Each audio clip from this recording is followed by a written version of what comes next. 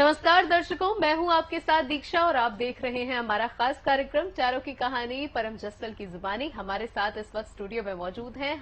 परम जस्सल जी, जो कि हैं एक न्यूमरोलॉजिस्ट, साथ ही एक टैरो कार्ड रीडर और एक वास्तुशास्त्री भी। परम जी, बहुत बहुत स्वागत है आपका हमारे इस कार्यक्रम में। साथ ही तमाम जो दर्शक हमसे जुड़ते हैं, हमसे बातचीत करते हैं, उनका भी बहुत बहुत स्वागत है इस कार्यक्रम में। और साथ ही आज हम एक ऐसी चीज के बारे में बात करने जा रहे हैं जिसको जागृत करने के लिए लोग न जाने क्या क्या करते हैं। अगर आप समझ गए हो हमारी बात को, आज हम बात करने जा रहे हैं कुंडलिनी जागृत की, कि किस तरीके से आप मेडिटेट करके या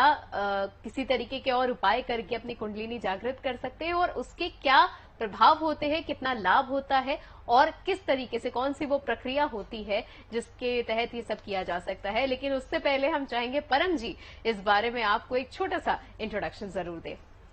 सभी दोस्तों को जय बालाजी की। और दोस्तों, मैं जैसे हमेशा बताती हूँ कि स्वस्थ रहो, खुश रहो, बच्चों के साथ रहो, मस्त रहो, आसपास का भी ध्यान रखो और अपना भी ध्यान रखो, अपने स्वास्थ्य का खूब ध्यान रखो। घरों में रहो, जब तक पॉसिबल या बहुत ज्यादा मुश्किल ना हो तब तक घरों से बाहर ना निकले तो ज्यादा अच्छा है। अगर कोई दिक्कत आती है तो उसका सोल्यूशन भी है, और सोल्यूशन अगर आपको चाहिए तो दोस्तों आप किसी अच्छे एस्ट्रोलॉजर से, न्यूमरोलॉजिस्ट से, वास्तुशास्त्री से बात कर सकते हैं, जैसे कि हम आपकी सहायता के लिए होते हैं। दोस्तों, एक समय की सीमा होती है कि हम आप लोगों से बात करते हैं, लेकिन अगर आपको कुछ ज्यादा क्वेश्चन जानकारी चाहिए होती है तो आप संस्था में कॉल करके एक प्रॉपर रिस्पेक्ट से वेट करके आप बात कीजिएगा। सामने वाले पे इतना प्रेशर मत बनाइए कि वो हर चीज का आंसर आप पे फ्री में करे। तो दोस्तों, हर चीज फ्री में नहीं मिलती है।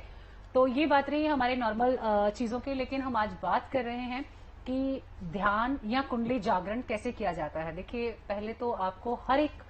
शिक्षा के लिए एक आपको गुरु की आवश्यकता होती है, चाहे वो शिक्षा आपकी किचन के काम की हो, चाहे वो आपकी सिलाई कढ़ाई की हो, चाहे आपकी स्टडी को लेकर हो, एक गुरु का होना बहुत जरूरी है। तो जब भी आप कुंडली जागरण या ध्यान करने लगते हैं तो किसी भी एक संपूर्ण और एक परिपूर्ण गुरु का होना बहुत जरूरी है आपके लिए, कि वो आपको सही से गाइड करे। क्योंकि अगर आप गलती कर रहे हैं तो आपको कैसे पता लगेगा कि आप वो काम सही कर रहे हैं या गलत कर रहे हैं। कई लोग जब ध्यान लगाते हैं या मंदिर या गुरुद्वारे में जाते हैं, पाठ करते हैं, आंखें बंद होती हैं, कुछ समय के लिए निंद्रा आती है, तो लोगों को लगता है कि शायद कुंडली जागरण हो गई या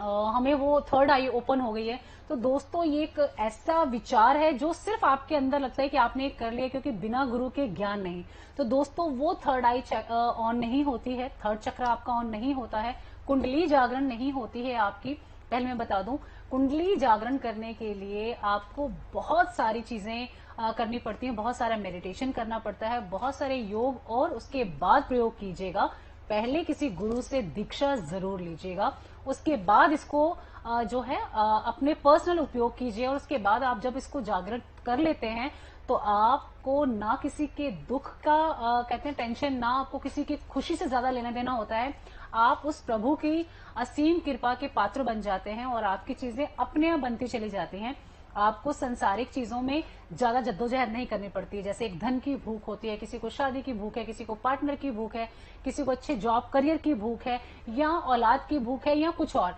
मैं कहती हूँ, जब आप कुंडली जागरण या ध्यान के लिए करते करते थर्ड आई जब ऑन अप कर लेते हैं तो आपकी चीजें खुद ब खुद आपके पास आ जाती हैं। ये उसी तरह से होता है कि आपने एक टिकट खरीदा किसी भी जगह से, और ट्रेन आपके पास आके खड़ी, और आपको सिर्फ बैठना है और आपको चल देना है। जिस तरह सर्दी में आप लोग हीटर यानी कि अग्नि के पास बैठते हैं, आपको तब फील होता है।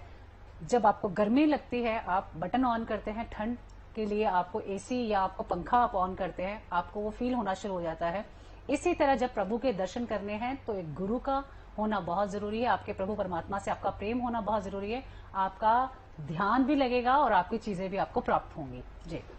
तो आज हम बात कर रहे हैं कुंडली जागरण की, और साथ ही इस बारे में भी आज हम बातचीत कर रहे हैं कि कैसे आप ध्यान लगाएं, और ध्यान लगाने की वो पराकाष्ठा, वो असीम पराकाष्ठा कौन सी है जहां पर पहुंच करके आपकी थर्ड आई चक्र जागृत हो सकती है। मगर इन सबसे पहले हम बात करने वाले हैं कॉलर से। हमारे साथ इस वक्त चेल्सी जी जो है, उनसे ये एक हमारी अपील है कि आपके जो सवाल है वो हम पूरा लेने की कोशिश करते हैं, लेकिन कई बार ऐसा भी होता है कि वो सवाल पूरे नहीं हो पाते। तो अगर आपका ऐसा कोई भी सवाल है तो नीचे दिए गए नंबर पर आप कॉल कर सकते हैं और वहां पर आपको आपके सवाल का पूरा समाधान जरूर मिलेगा। एक छोटा सा शुल्क दे करके आप उस सवाल का जवाब हासिल कर सकते हैं, क्योंकि इस बात का भी ध्यान रखना जरूरी है कि आप किसी प्रोफेशनल के पास ही जाएंगे अपनी बीमारी के इलाज के लिए, प्रोफेशनल डॉक्टर की ही आप सलाह लेंगे। इसीलिए अपनी जिंदगी के भी जो सवाल हैं उनके बारे में भी इस बात को सोचना बहुत ज्यादा जरूरी है। और आज हम एक बहुत ही महत्वपूर्ण टॉपिक पर बात कर रहे हैं परम जी। सवाल आपसे मेरा ये रहेगा कि कई बार ऐसा होता है कि हम ध्यान लगाते हैं, हर कोई लगभग पूजा पाठ कर रहा होता है तो ध्यान लगाता है, लेकिन कई बार ऐसा भी होता है कि कुछ लोग ऐसे होते हैं जो उस बाउंड्री को कहते हैं कि क्रॉस कर जाते हैं, और कई बार व्हाइट मैजिक से वो चीज ब्लैक मैजिक में परिवर्तित हो जाती है। वो फर्क कैसे आता है, और अगर ऐसा कुछ है हमारे आसपास तो कैसे उस चीज को हम दूर करें? जब हम ध्यान करते हैं और बहुत सारे विचार आते हैं, दोस्तों जो जो ध्यान करते हैं उनको नो डाउट मेरे शब्द समझ आ रहे होंगे, और जो नहीं करते हैं, करने की कोशिश कर रहे हैं, जो बिगनर हैं अभी जो सीख रहे हैं, उनको पता है कि बहुत सारे विचार आते हैं। जब भी आप कुंडली जागरण में बैठते हैं या ध्यान में बैठते हैं तो आपके पास ऐसे ऐसे विचार आते हैं जिनका कोई लेना देना नहीं होता है, या कई बार जो चीजें हमारे साथ चल रही होती हैं उसका जो है बहुत सारे विचार आते रहते हैं। लेकिन दोस्तों किसी एक विचार के साथ पकड़ कर उसको बैठ जाओगे तो आगे नहीं कर पाओगे। आपका एक नॉर्मल वे होता है, विचारों को आने दो और जाने दो, क्योंकि जब तक वो समुद्र की लहरें पूरी बह नहीं जाएंगी, जो विचार आपको बार बार हैमरिंग करते हैं, नॉक नॉक करते हैं, वो पूरे बह नहीं जाएंगे, तब तक आप पॉजिटिव वे को नहीं करोगे। जैसे कि कुंडली जागरण में हम लोग कहते हैं कि हमारे चक्रास को ऑन करते हैं। जो हमारा मूला चक्रा यानी जिसे बेसिक चक्रा बोला जाता है, वहां पे हमारे एक तरह की सर्प की आकृति में एक चीज होती है, और पेटल्स होती हैं, बहुत सारी पंखुड़ियां होती हैं। जब वो खुलता है तो ऐसा लगता है जैसे कमल खिल गया, और स्पंदन होता है, एक जिसे कहते हैं वाइब्रेशन होती है। जब आप पूरा उस ध्यान में होते हैं तो आपके सारे जो मेन बेसिक 7 चक्रास हैं वो एक्टिव होते हैं, और अलग अलग कलर्स के वो चक्रास हैं। जैसे सर के ऊपर आपका वॉलेट कलर है, आप जब थर्ड आई पे आते हैं तो वो येलो थोड़ा हो जाता है, जब थ्रॉट पे जाते हैं वो और कलर हो जाता है, हार्ट चक्रा पे जाते हैं पिंकिश ग्रीन कलर हो जाता है, जब और नीचे जाते हैं तो यानी कि जो बेसिक चक्रा पे आते हैं वो रेड कलर होता है, फायरी कलर होता है, सेक्सुअल चक्रा होता है, मूलाधार चक्रा होता है, वो रेड कलर का होता है, और उसमें इतनी स्ट्रांग पावर होती है क्योंकि नॉर्मल इंसान सिर्फ उसी चक्रा के आसपास घूमकर रह जाता है। आंखों ने देखा सामने बहुत सुंदर अट्रैक्टिव लड़की है या लेडी है, और लेडी ने देखा कि बहुत अट्रैक्टिव पर्सन है, मेल है, फीमेल है, तो वो जो एक अंदर से एक आभास आता है कि हमें प्राप्त हो जाए, तो वो सारा जो है आपकी पावर है जो मूलाधार के चक्रा के आसपास आकर ही रुक जाती है, वो पावर ऊपर नीचे बढ़ ही नहीं पाती है।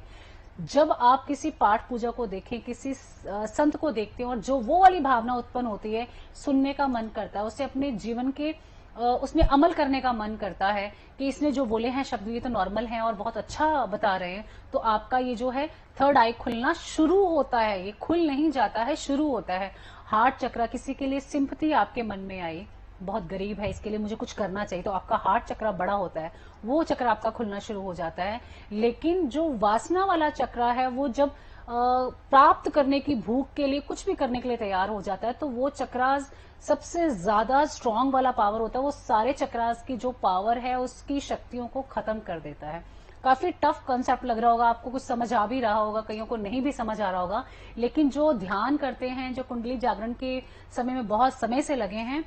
जिन्होंने ध्यान किया है उनको जरूर प्राप्त हुआ है। और जैसे इन्होंने पूछा कि वो लेवल जो नेगेटिव और पॉजिटिव के बीच का जो फर्क है कैसे पता लगे, जब आप पॉजिटिव करते हैं तो आपका ऑरा, आपके जो चक्रास हैं वो स्पंदन करते हैं, और आप धीरे धीरे धीरे एक गुलाब की पंखुड़ी जैसे खुलते चले जाते हैं। और जब वो नेगेटिव आता है तो आपके मन में एग्रेशन आता है, आपके मन में सामने वाले कोई भी हो जिसने आपको कभी दुख पहुंचाया है,